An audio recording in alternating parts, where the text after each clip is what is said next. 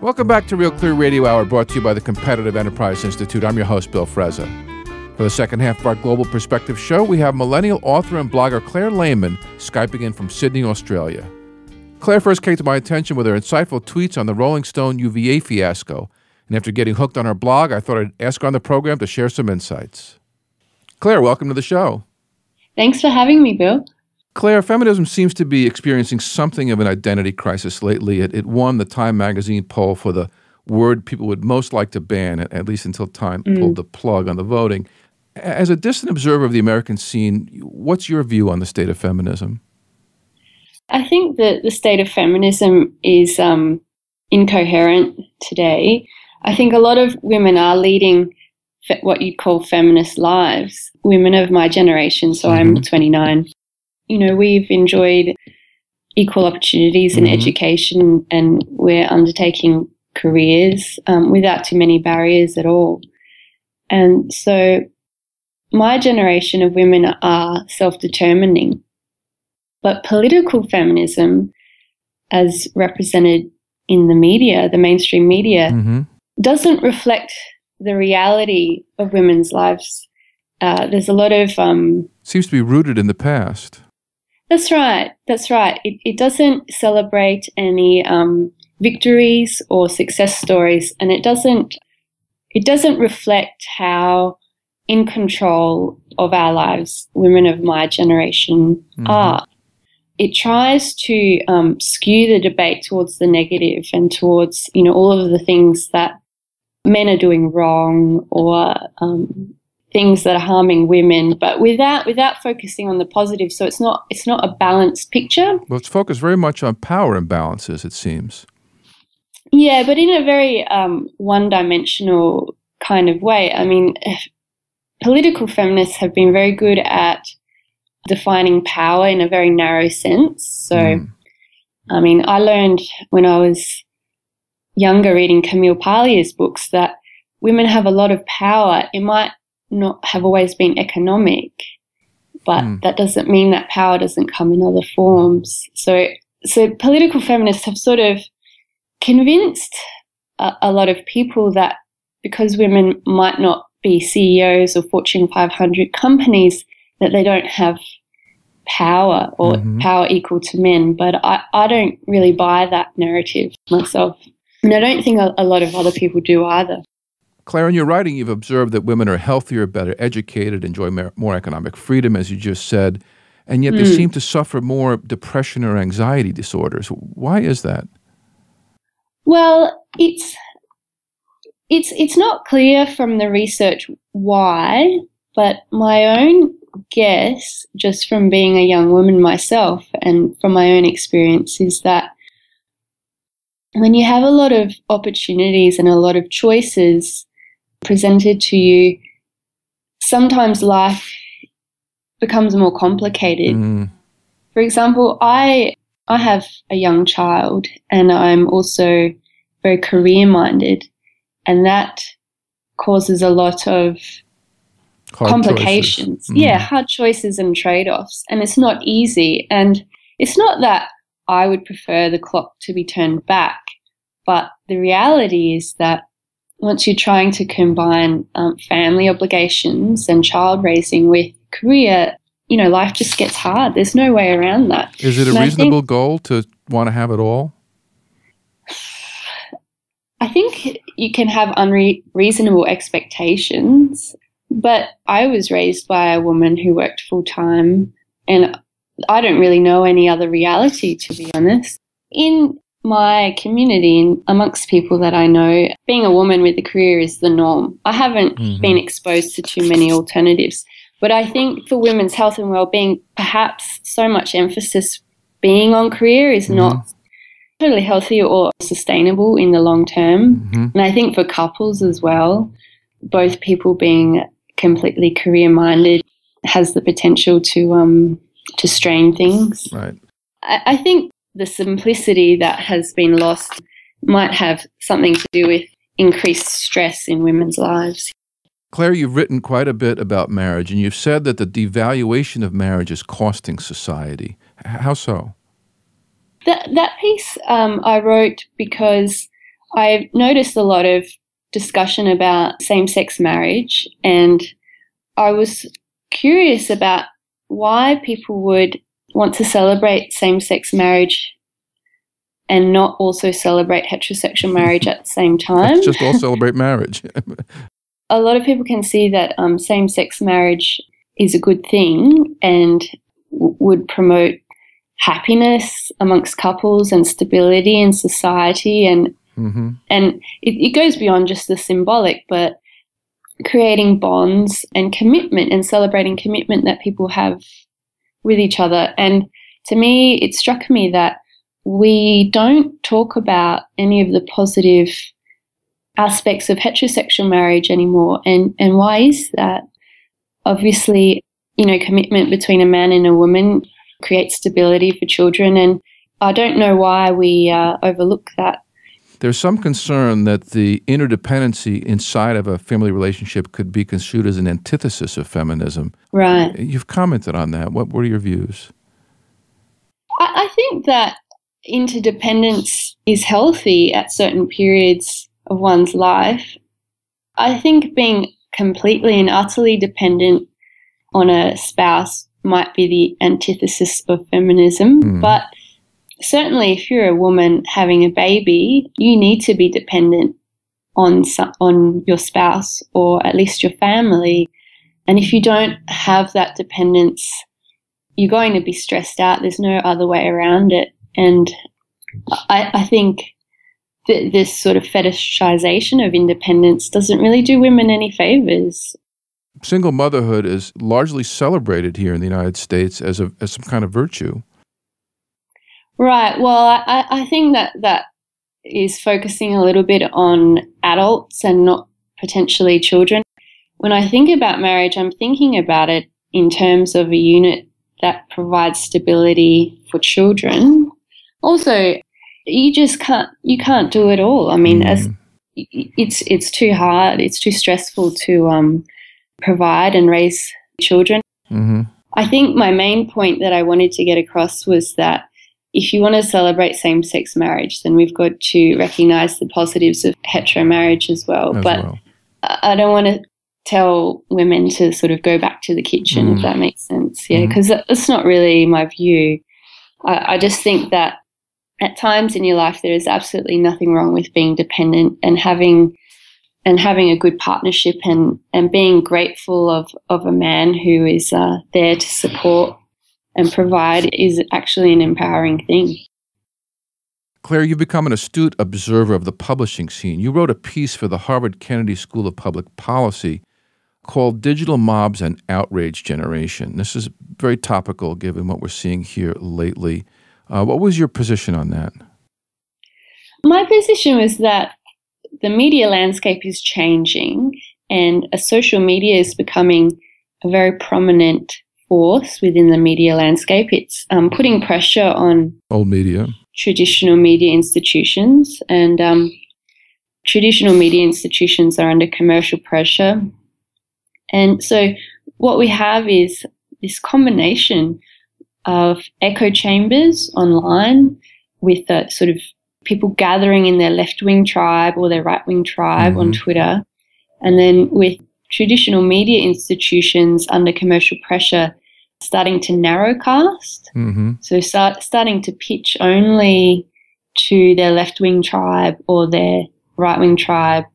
And I think what's happening is because of this narrowcasting and because of these echo chambers, people that are politically active on both sides are becoming a little bit secure in their ideology and less tolerant or less exposed to sort of moderate voices.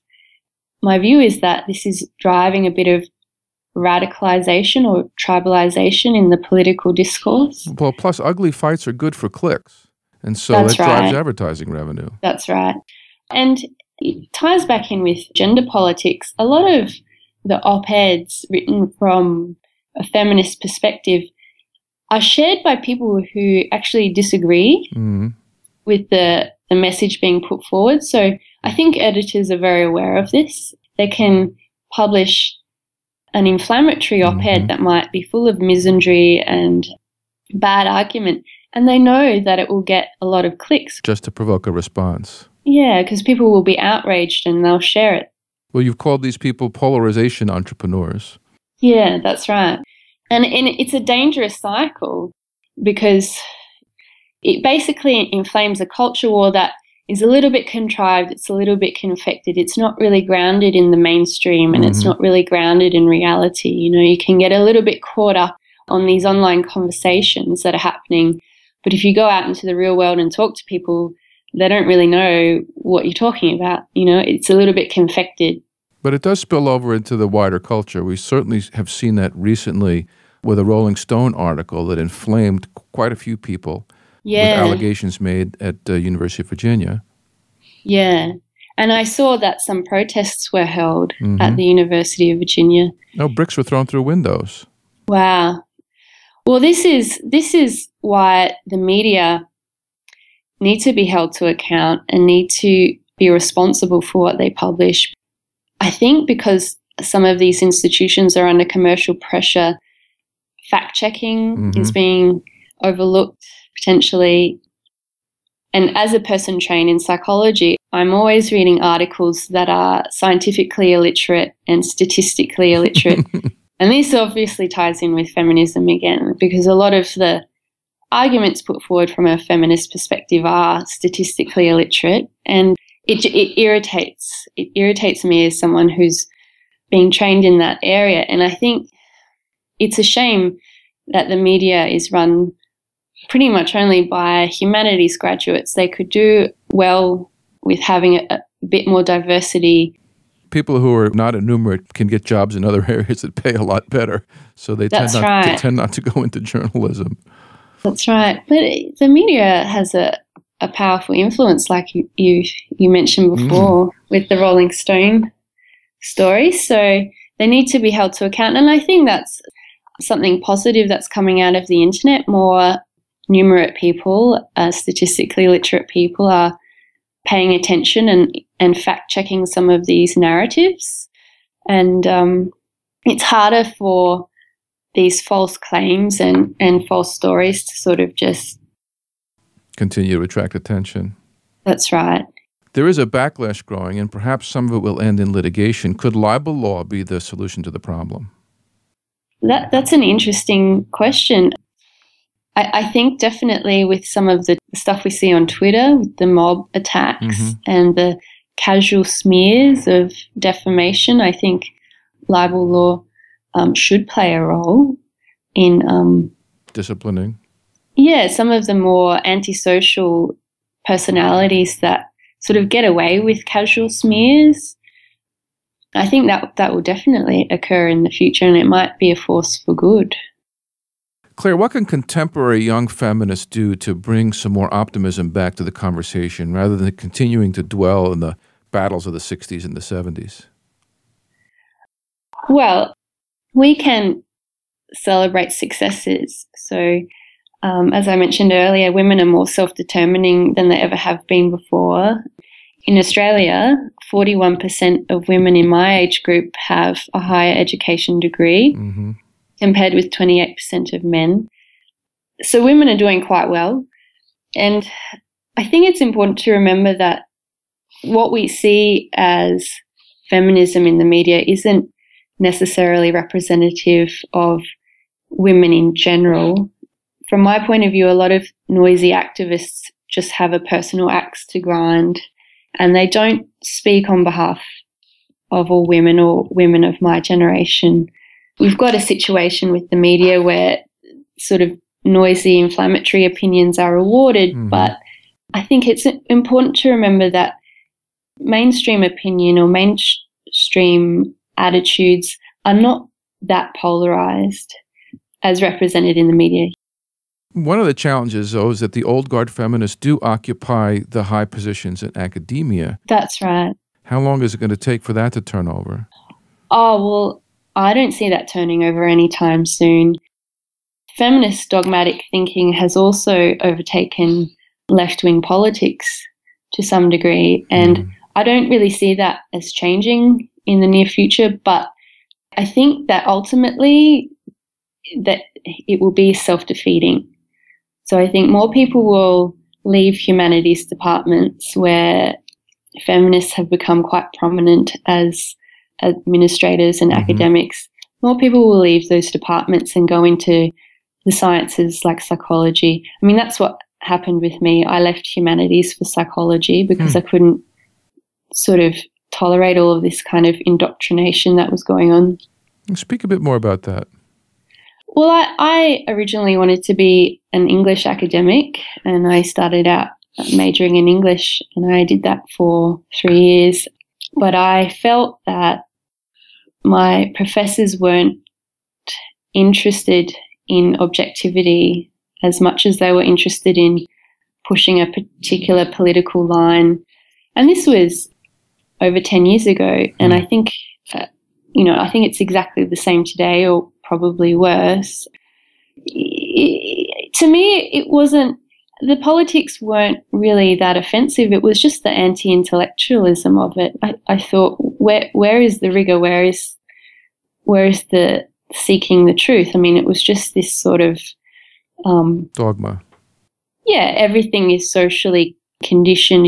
All differences between men and women are created by society and need to be overturned. And I thought, I mean, that's just anti-intellectual. You can't, in the modern age when we have all of this knowledge in terms of biology and endocrinology, you can't say with a straight face that all differences between men and women are culturally constructed. It's just not true. So that's when I got into psychology, because I wanted a more rigorous analysis of such questions like gender and sexuality. Well, we saw communism go through a very similar cycle both in the world and in the academy, but it took 100 years for it to collapse under its own contradictions. That's a long time to wait. Yeah, it is. It is. So I don't have that much hope for universities, to be honest, particularly the humanities arms of the universities. I think they've done themselves a great disservice, and it's a real shame. Do you think it'll be female scientists that take us forward? It could be. It could be.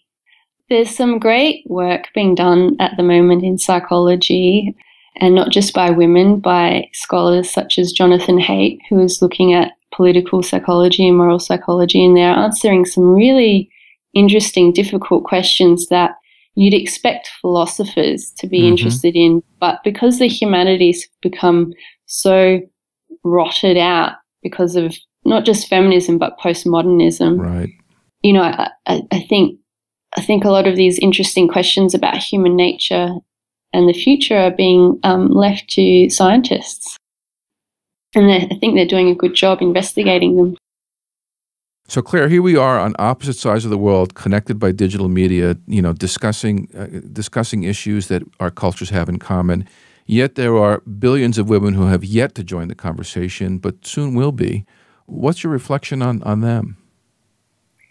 Well, my reflection, thinking in terms of a global perspective, is really how parochial and trivial a lot of the issues put forward by Western feminists have become.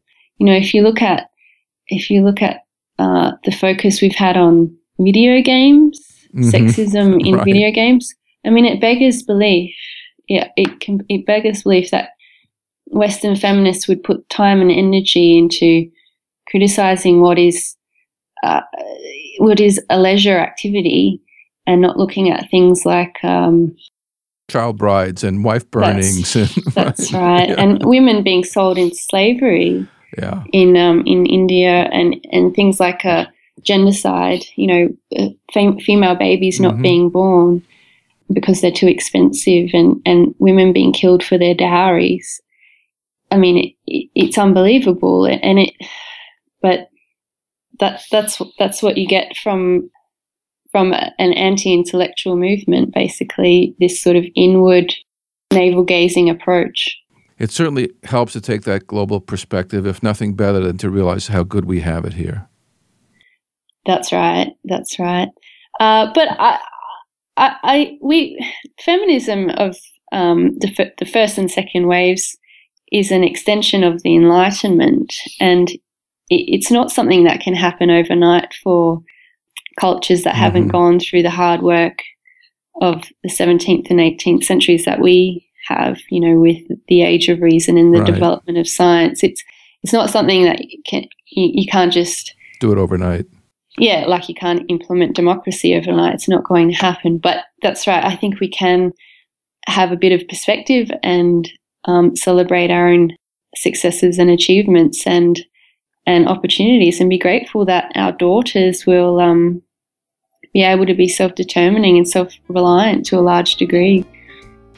Claire, thank you so much for Skyping in from the other side of the world. Thank you, Bill. Thanks for having me. That was Australian author and blogger Claire Lehmann here on Real Clear Radio Hour, brought to you by the Competitive Enterprise Institute.